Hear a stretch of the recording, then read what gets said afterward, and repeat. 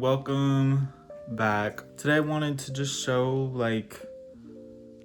process of running a resale business. I have been on and off running my resale business through Ebay and Depop for years. I've started it and restarted it so many times. Basically building a company from the ground up, how that works. And then I need to take some pictures and organize some new product that I have.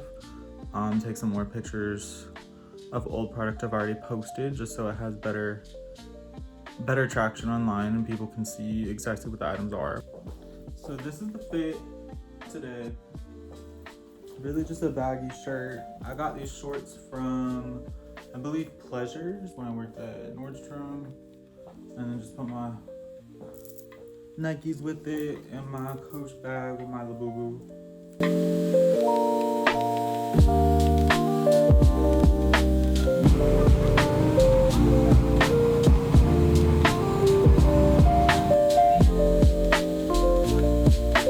Okay, so I just shipped my item.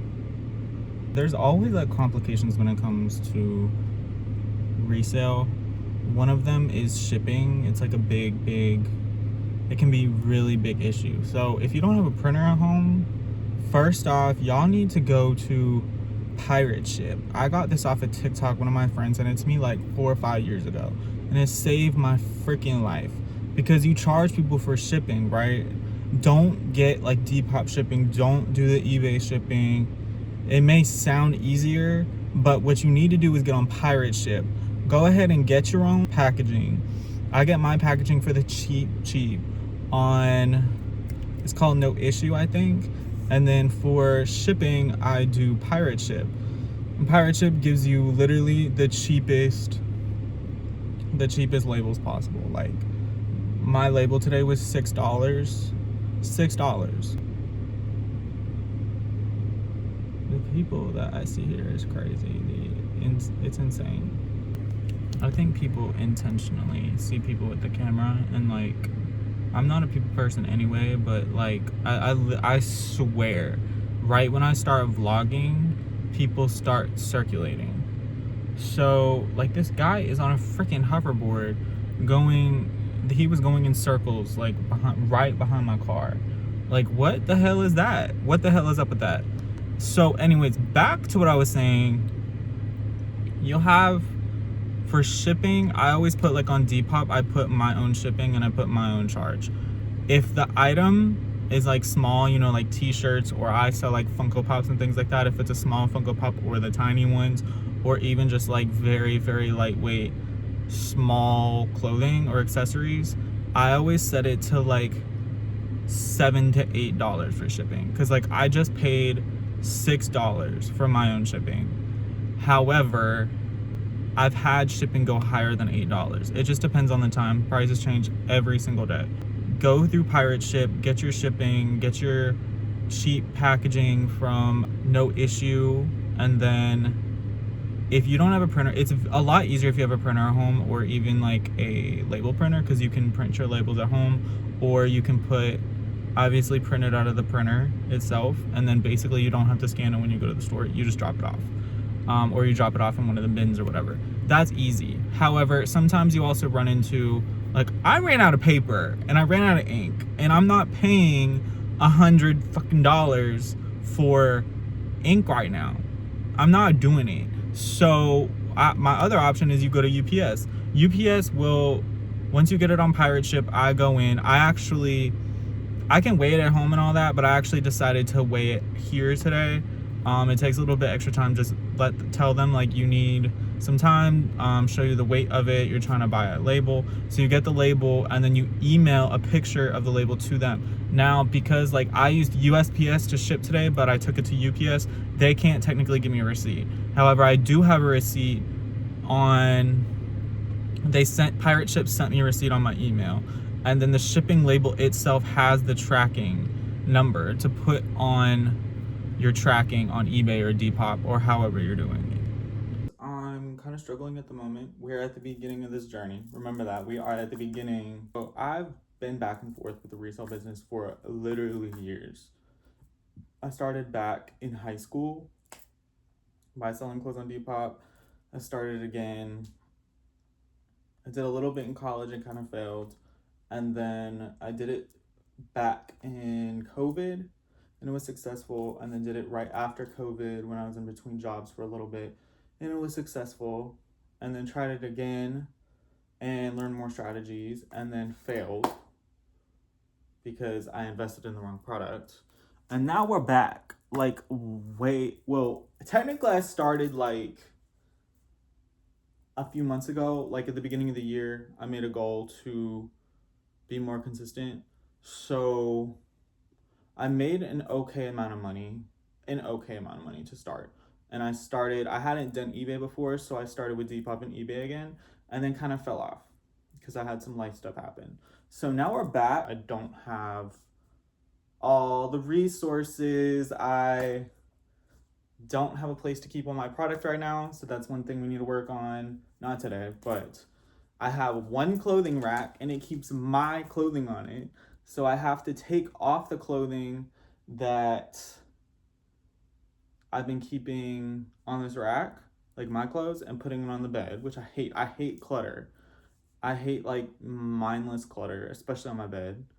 And then I have to hang up and take pictures of the clothing I'm selling, which is fine, but it's kind of hard starting in the beginning when you don't have a lot of resources and don't have as much money to invest into things that you need to be successful. It'll come in time, but this is just so y'all know, when you start these businesses, it's okay to start in your bedroom. It's okay to start in your apartment. It's okay to start in your closet. It's okay to start at your parents' house. It's okay to start wherever the hell you are. It's okay. Bro,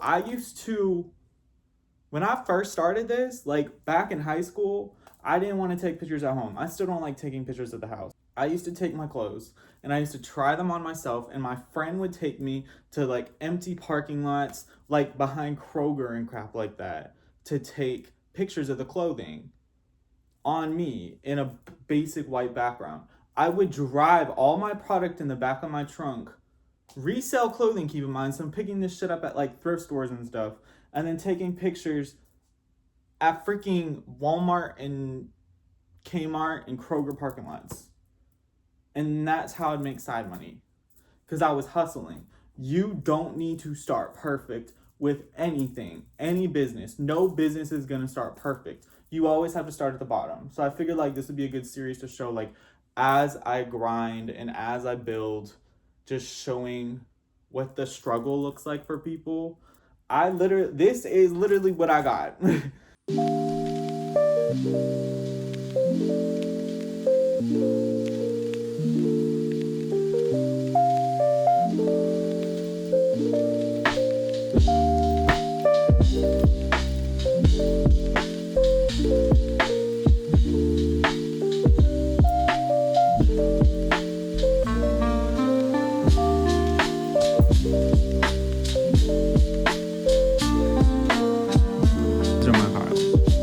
Those are my clothes that gotta go back on the rack.